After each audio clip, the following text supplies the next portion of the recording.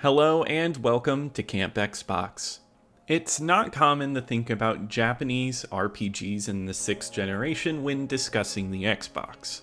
Although they exist, they're not as prevalent in the library as on the PS2.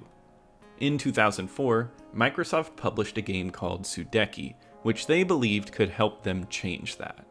Sudeki was an Xbox exclusive game developed by a British team who wanted to create a JRPG-like experience and showcase the power of the Xbox. I covered this one in my RPGs on the Xbox list, and I saw love and criticism for it, but I'm excited to take a much deeper dive into it today. Recently I played Sudeki from start to finish, and today I'm going to take you through its history, give you my review of the game, and talk about its lasting impact. First, I want to thank my YouTube channel members. Thank you so much for your support. So join me on this adventure through Sudeki. Though released in 2004, Sudeki's long development period began in 1999 under the name Symphony of Light, and it was being made for the Sega Dreamcast. Even though it was a British studio developing it, it was a Japanese role-playing game with an anime art style. Climax Studios deeply loved and appreciated the genre and wanted to try their hand at it. The game developer, Climax Studios, eventually moved production to the PS2. Once again, they moved development to PC to accommodate the game's required power. And then the game caught the attention of Microsoft, and at this point, made it an Xbox exclusive in September of 2000. This was an attempt to capitalize on the Xbox's lack of games of this type on the console, attempting to reach a section of gamers that might feel left out on the Xbox. During this transition, the game's art style evolved into a mix of anime and Western art to appeal to the Xbox's Western audience. In this transition, they leveraged the power behind the Xbox, and Climax Studios developed a game engine specifically for Sudeki on the Xbox, which allowed them to stream data through the hard drive to minimize loading screens. Despite being announced for a Christmas 2003 release, the game faced multiple delays due to the work being built from the ground up. Climax Studios stated they needed more time to polish the game. Yet, it was finally released on July 20th, 2004 in North America, and August 27th of the same year in Europe. In Sudeki, you start by playing as Tal, a sword-wielding soldier tasked with fighting the invading Eclorians. The game's story begins by introducing you to the lore of Sudeki. The world of Sudeki was split into two realms by the gods Tetsu and Haigu. The dark world Ecloria is shadowy, while the light world Heskylla is where most of your playtime will take place and where Tal is from. You will also find yourself in a limbo-like realm of shadows. Tetsu appears to Tal, asks for help with future dangers facing the world, thus your ragtag group of playable characters is formed, including Elko, a gun-wielding scientist, Ailish, a magical princess, and Buki, a half-cat warrior. The plot and general lore of Sudeki is interesting. While it does resemble other RPGs that explore light and dark worlds, Sudeki has a unique backstory that makes it stand out. The world and characters are fun to explore, and I enjoy the half-animal people that show up who have some of the most entertaining designs and dialogue in the game.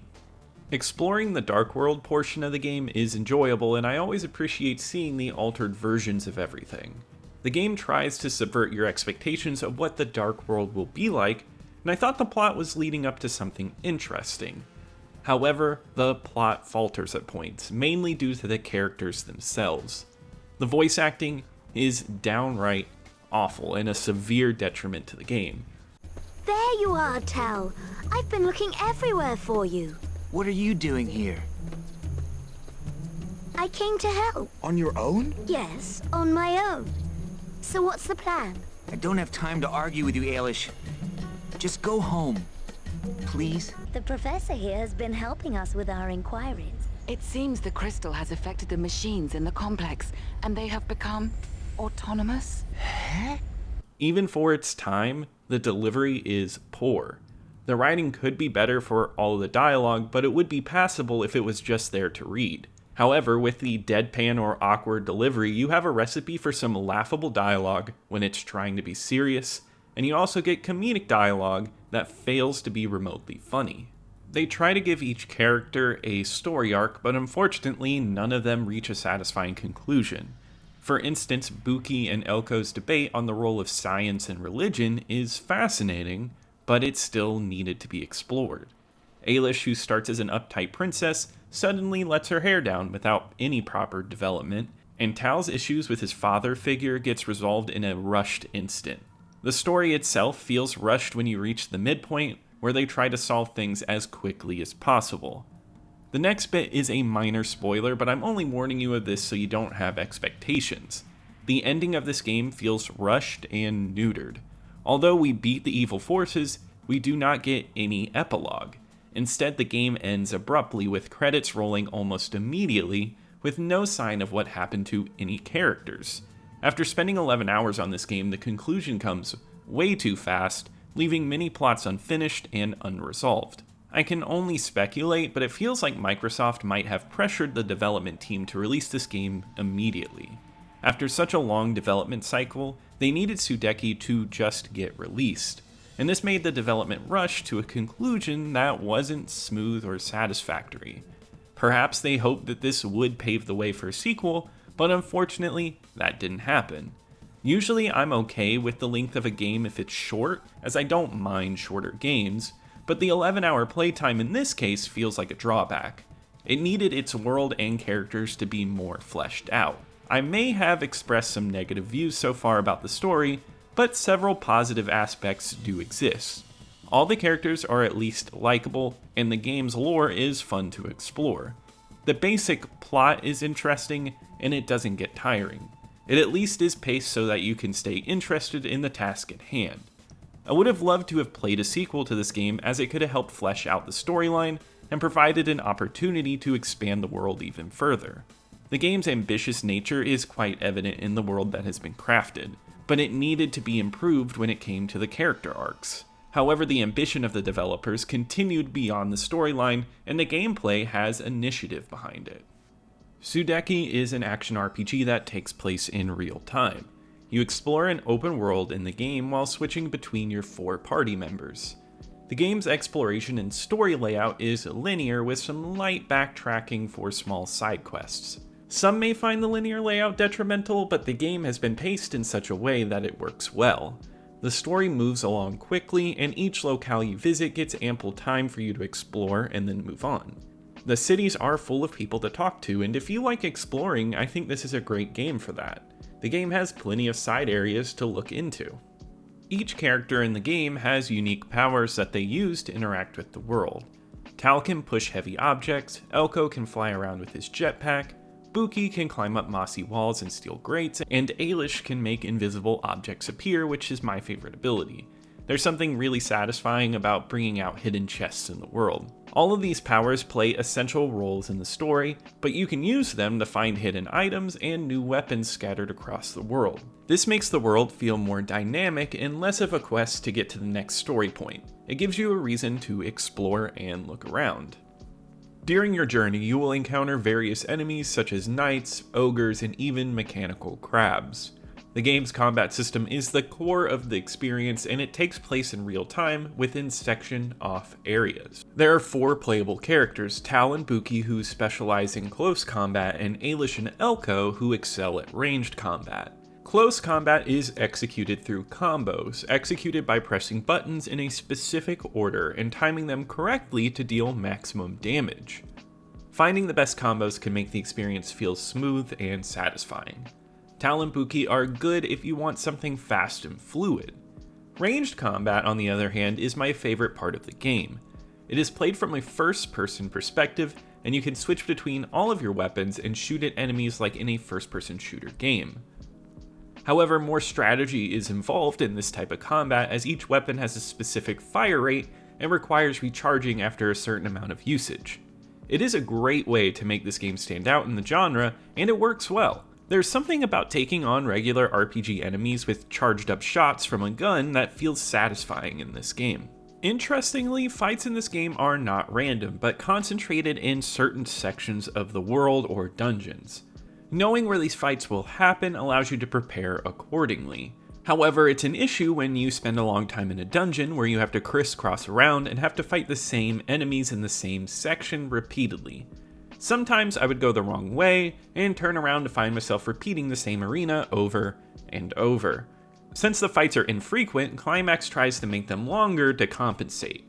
Later in the game, you get more enemies that can auto-heal themselves or have vast amounts of health, which can be frustratingly drawn out even with planning. Nonetheless, the fighting is entertaining, and switching characters in real time keeps the action flowing at an incredible pace. Each character in the game has unique skills, and each has its benefits that can be constantly used. I really like the time slowing effect you get whenever you use skills, as it gives you enough time to pick out any necessary items or spells. However, one noticeable downside is the unskippable animations associated with every spell. Some spells are quick, but others, like Elko's Poison Cloud, take far too long to set off. Watching the same animations repeatedly got so tiresome that I would stop using some. This is especially noticeable in boss battles that usually only have you using one character. I will say though that this is typical for the game genre of this generation, but it still feels tedious. One of the standout features of this game is the ability to upgrade your equipment and weapons. By visiting a blacksmith in small towns and paying a fee, you can add various upgrades to your weapons, such as damage upgrades and positive effect nullifiers. It is a fun way to customize your gear and is essential as you progress to the more challenging parts of the game. Even with leveling up, battles can be brutal, and you will be low on health for a lot of the time. It doesn't help that you don't heal automatically after you level up, so you must ensure you have enough SP to cast healing spells or have plenty of healing items. Honestly, I found the difficulty fine, and I found the game to be tense and exciting when I would barely win a battle. Sudeki does an excellent job of combining Japanese action RPGs with something fresh. It has all the combo combat that works, mixed with a new first-person element. Quick swapping between characters works well, and it provides a good amount of challenge. It controls well, and exploring the world between battles is great. The side quests are mainly fetch quests, but they are an excellent reason to explore the detailed world. It has all the hallmarks of a fun-playing RPG, and despite its story, it was a game I wanted to keep playing because I wanted to upgrade and get better at battles. So I'd say overall, it is an entertaining game. Sudeki has standout visuals, particularly with the game environments that are rich in color. This becomes apparent when you traverse fields with lush green grass and come across creatures in various bright colors. Every location in the game has a unique look that distinguishes it from others. For instance, the European-inspired New Brightwater town and its darker version have a distinct style that stick out. The lighting in the areas is top-notch, with shadows cast by different elements looking excellent for its time. The areas are always dense in detail, with impressive draw distances. And I like that its emphasis was not on hyper-realism, but on a striking art design, which Sudeki does really well. The game has a bright, cheerful, and cartoonish look, but is not afraid to be violent. The game features blood and guts, which is surprising, given the game's pleasant appearance.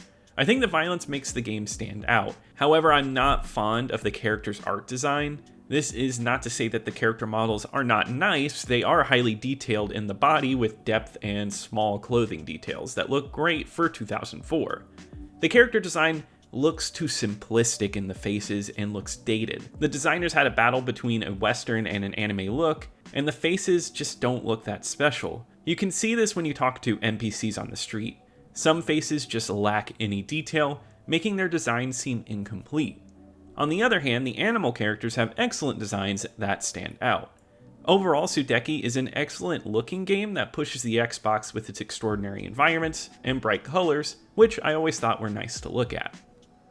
As mentioned before, I wouldn't say I like the voice acting in this game. It feels lazy or off-putting compared to what is written.